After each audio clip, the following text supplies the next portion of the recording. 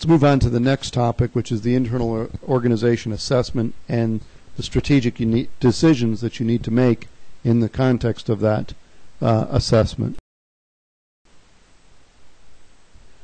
Firms need to be able to identify their strengths and weaknesses. That is critical. As you may recall from the strategic management process, the discussion in the first week, and the SMP, which we're going to be applying again and again, a critical element of that process is the evaluative component. Encourage you to look at figure 1.1 on page 5 of the text regularly, quite frankly, because it'll begin to make some sense of the discussions that we're having in this class. But if you go back to that, you may recall, and I'll run through it very quickly verbally, we started with vision and mission, which was the result of both the external environment and the internal organization in terms of strategic inputs. We're looking at the two inputs. So chapter 2 and 3 of the book, this week and last week's discussion, are all about those inputs that create the vision and mission. And then we go to strategy formulation and strategy implementation.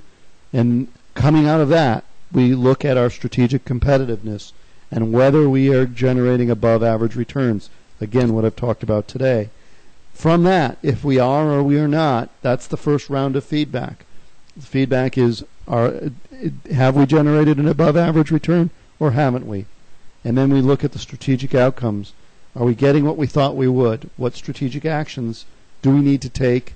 And then that influences our strategic inputs. Well, the outcomes and the actions, we evaluate whether those are successful or not in terms of understanding not only what's happening in the external environment, but within the internal organization, we need to be able to identify when we have strengths and when we have weaknesses in our organization.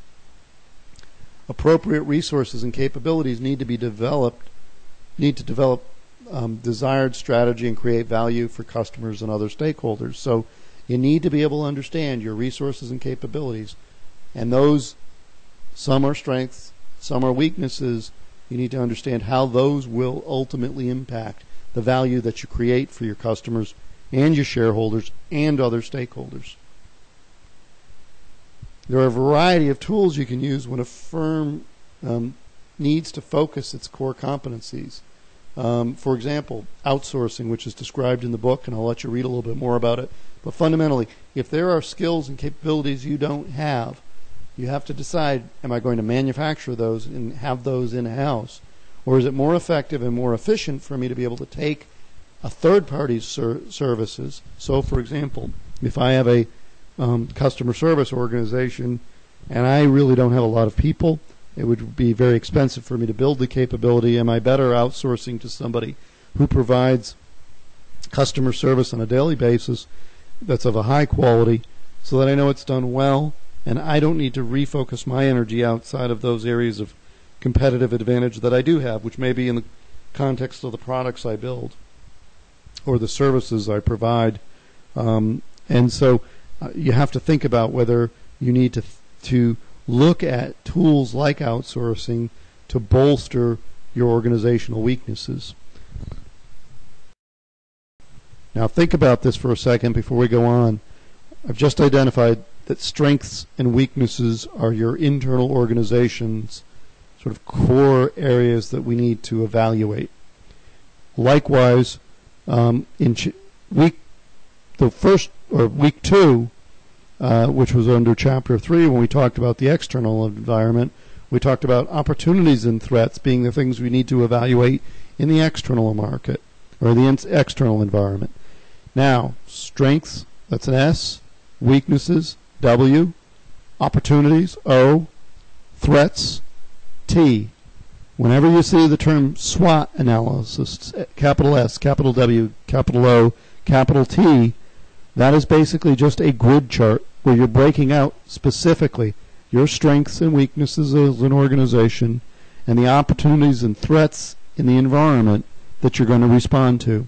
And this is really a way for you to inventory the key inputs that will influence your vision and mission. Your strengths, your weaknesses, your opportunity, your strengths and weaknesses, and the environment's opportunities and threats that influence your business. And so as you see SWOT come up, and I've mentioned it a couple times, it shows up in some of the materials. That's what a SWOT analysis is. Some things to think about as you talk about internal organizations and some of the strategic decisions you make is a strength today could be a weakness tomorrow. And the reason is that core competencies do have the potential to become core rigidities. And the notion here is very simple. Sometimes we get we believe we've gotten so good at something that we don't see that the world is passing us by. And so we continue to do what we've done always. And we've been successful for quite some time, so we presume that it continues to be the right course of action. And in the process, we become a weaker organization. So that strength becomes a weakness. This is not unlike individuals. Organizations are like individuals. People, often their greatest strength can be their greatest weakness. Somebody who's outgoing and engaging as a person may not always be the perfect listener because they're outgoing and engaging. If listening is an important skill in a context, then that strength, that outgoing nature may get in the way of their ability to listen and be reflective when it's necessary. Likewise, businesses make the same kinds of mistakes often, and they become rigid in the way that they approach things.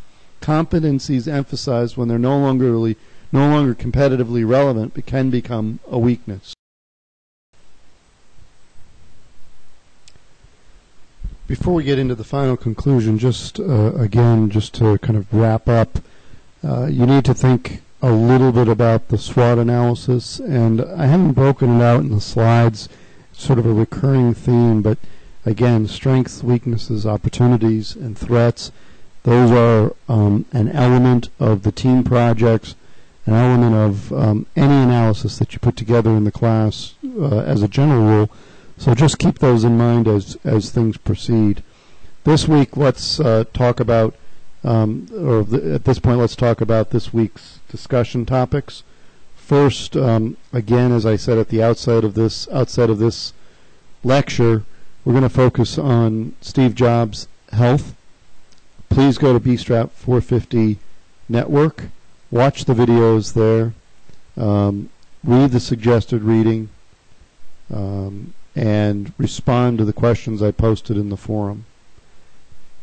In addition, we're going to be watching a video case this week in Cengage Now. Professor Jeffrey Pfeffer is the individual who is speaking. He does a nice job of talking about some of the issues we've spent some time focusing on this week. I would encourage you, as the text suggests, that while you're watching his video, consider the following concepts: human capital, value of intangible resources, sustainable competitive advantage, internal organization, capabilities, and core competence. And then answer the following question. It's laid out in the Manhattan discussion thread. What internal factors might inhibit organizations or individuals from doing the right thing? This is the Manhattan discussion thread. It's based on the video case in Cengage Now. Every week we will I will expect you to watch the video case in Cengage Now. More often than not, that will be the text-related video or text-related discussion topic in Manhattan, although sometimes I might change that. But this week that is going to be your Manhattan topic, and then the Steve Jobs discussion will be in BStrat 450 Network. If you have any questions on either, please let me know. Next week, we're going to move from the inputs into strategy. So we've talked about external and internal inputs into strategy, and we're going to begin the process of thinking about strategy formulation. We're going to focus at the business level, and that is where we think about the integrated and coordinated sets of commitments and actions the firm will use to gain a competitive advantage by exploiting core competencies in specific product markets. So that's the kind of quick definition of business level strategy. We're going to spend a lot of time thinking about that definition and its implications as we build a strategy for a firm. The assignments, first, let's remind everyone of this week's assignments that are still due. You need to meet as a team as soon as possible after I get the team documents posted, the list of teams and team assignments.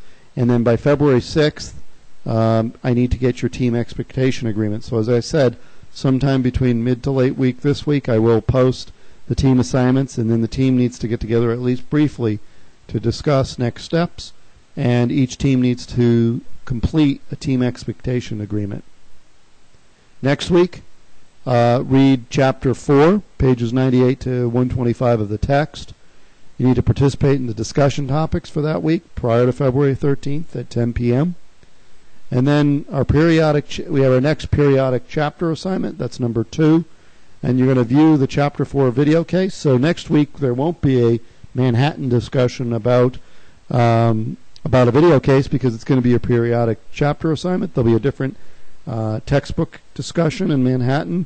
You need to answer questions 1 through 3 on page 125 and submit the written responses no later than February 16th at 10 p.m. on Manhattan. As always, if you have any questions or concerns, please contact me. As I mentioned at the outset, we have video conference hours this week if anyone accepts, but that's not required. You can contact me via Manhattan Post Office. I've hopefully been responsive to you. I try to respond a few times a day to emails that I get, and I'm happy to set up a call to talk with you. This is my phone number, although ideally my schedule at my office can be pretty hectic, so if you send me an email and say you need to talk, we can agree on a time. I've done a couple of telephone appointments last week that seemed to work out well, and I'd be glad to continue to do that. So if you do need to talk with me, please let me know via email, and we can schedule a time that's convenient for both of us. I hope this has been helpful to you. Look forward to talking with you soon. Look forward to participating in the online forums and discussion threads with you, and hope you have a great week. Thanks.